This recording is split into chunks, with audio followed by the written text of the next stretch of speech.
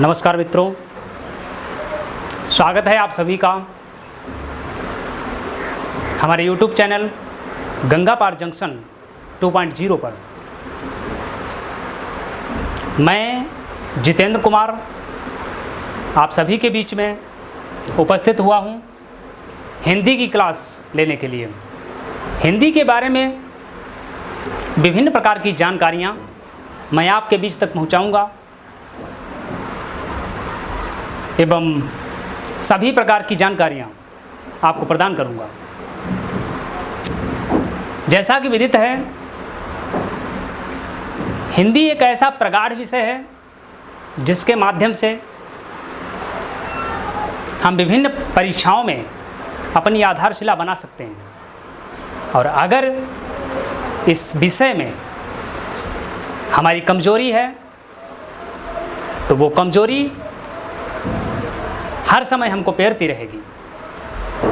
इसीलिए हिंदी में प्रगाढ़ता बनाना, हिंदी को मजबूत बनाना हमारा उद्देश्य होना चाहिए। सभी परीक्षाओं में हिंदी एक ऐसा सब्जेक्ट है जो पूछा जाता है, चाहे वो यूपी टेट की परीक्षा हो, चाहे वो सेंट्रल बोर्ड सीटेट की परीक्षा हो, और चाहे वो लेखपाली की परीक्षा हो, चाहे वो पुलिस की परीक्षा हो। इन सभी तमाम प्रकार की कंपटीशनल परीक्षाओं में हमारे इस विषय हिंदी को विशेष वरीयता दी गई है और विशेष तरीके से पूछा जाता है। हर प्रकार की जानकारी मैं आप तक पहुंचाने की कोशिश करूंगा।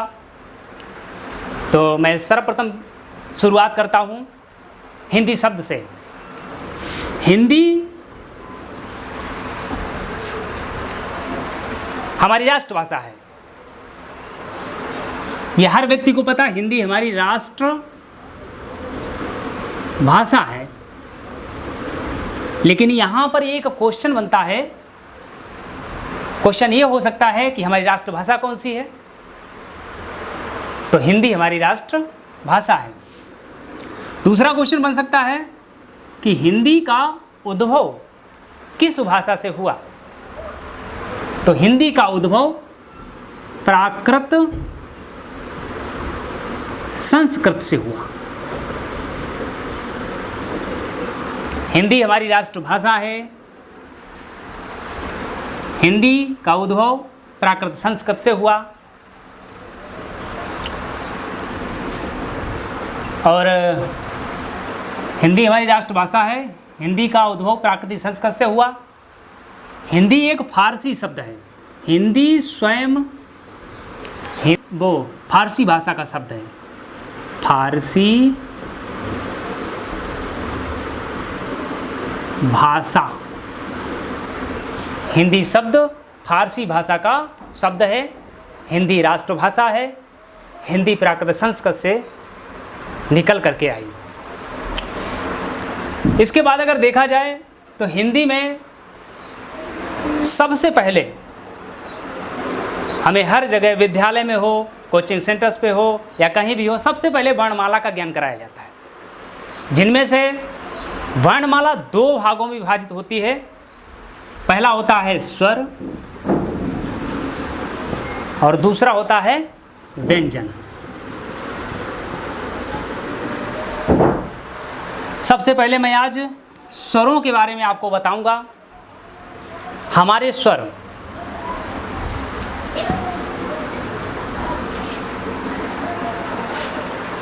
स्वरों की संख्या मूल रूप से अगर देखी जाए तो 11 है। स्वर हमारे स्वरों की संख्या मूल रूप से 11 है। मूल रूप से 11 है, जो आ से लेकर के और औ तक, आ से लेकर के औ तक के वर्ण सभी मूल स्वर बोले जाते हैं। इसी बीच में अगर हम शामिल कर लें अंग और आह को तो इनकी संख्या बढ़कर के 13 हो जाती है। कभी कभी प्रश्न पूछता है स्वरों की कुल संख्या कितनी है? तो स्वरों की कुल संख्या अगर देखें, कुल संख्या स्वरों की कुल संख्या अगर देखें तो इनकी 13 हो जाती है। मूल स्वरों की संख्या 11 है कुल स्वरों की संख्या 13 है। जिस प्रकार का प्रश्न आता है उसी प्रकार का हम जवाब देते हैं उसमें। अच्छा, किस स्वर का कैसे निर्माण हुआ और कौन से स्वर मूल स्वर हैं, मैं बताता हूं। मूल स्वर, हमारे मूल स्वर हैं आ, ई, ऊ और री। आ, ई, ऊ स्वर, और इन्हीं को बोला जाता है ह्रस्व स्वर। ह्रस्व स्वर, ह्रस्व माने होता है छोटा। ह्रस्व स्वर भी हैं आ, ई, ऊ और री। इसी के बाद अगर हम देखें तो दीर्घ स्वर, दीर्घ स्वर होते हैं दीर्घ स्वर। दीर्घ स्वरों में आते हैं बड़ा, बड़ी, बड़ाऊ, ए, आए, ओ, आओ। आ, ई, ऊ, ए, आए, ओ, आओ। ये स्वर जो हैं ये दीर्घ स्वरों की श्रेणी में आते हैं। बचे दो स्वर अंग और आ, इनको हम अयोगवाह के नाम से जानते हैं। अयोगवाह,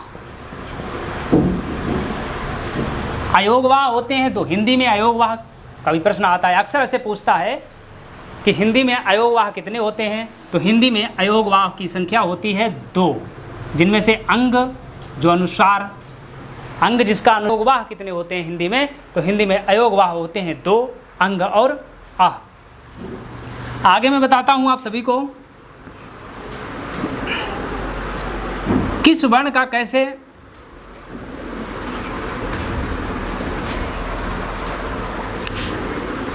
कौन सा वर्ण किससे बना, इसकी जानकारी मैं देता हूं आपको। जैसे आ के बाद बड़ा आ, तो बड़े आ का निर्माण काहे से हुआ, तो बड़े आ का निर्माण हुआ आ और प्लस आ मिलकर के बड़ा आ बन गया। बड़ी ई का निर्माण काहे से हुआ, छोटी ई प्लस छोटी मिलकर के बड़ी का निर्माण हो गया। बड़े ऊ का निर्माण किससे हुआ, तो बड़े ऊ का निर्माण छोटा ऊ और प्लस छोटा ऊ, बड़े ऊ का निर्माण हो गया। अच्छा, एक प्रश्न बनता है, सबसे इम्पोर्टेंट है कि कौन से वर्ण हमेशा दीर्घ रहते हैं, कौन से वर्ण हमेशा दीर्घ रहते हैं जो ह्रस्व होते ही नहीं। जिनमें से हैं ए, आए, ओ और औ। ये 4 वर्ण ऐसे वर्ण हैं जो हमेशा दीर्घ रहते हैं। ए, आए, ओ और औ, ये 4 वर्ण ऐसे हैं जो हमेशा दीर्घ रहते हैं। जिनमें से ए का निर्माण, जिनमें से ए का निर्माण हुआ है आ और प्लस ई, आ प्लस ई बराबर ए का निर्माण हो गया। आ प्लस ई बराबर ए का निर्माण हो गया। और आय का निर्माण हुआ है आ प्लस ए, आ धन ए मिले, ये 2 वर्ण मिले तो अय का निर्माण हो गया। उसके बाद ओ का निर्माण किससे हुआ,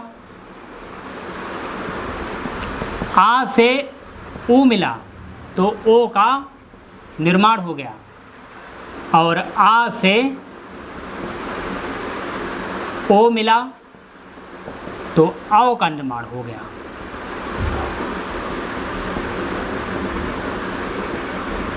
आओ का निर्माण हो गया।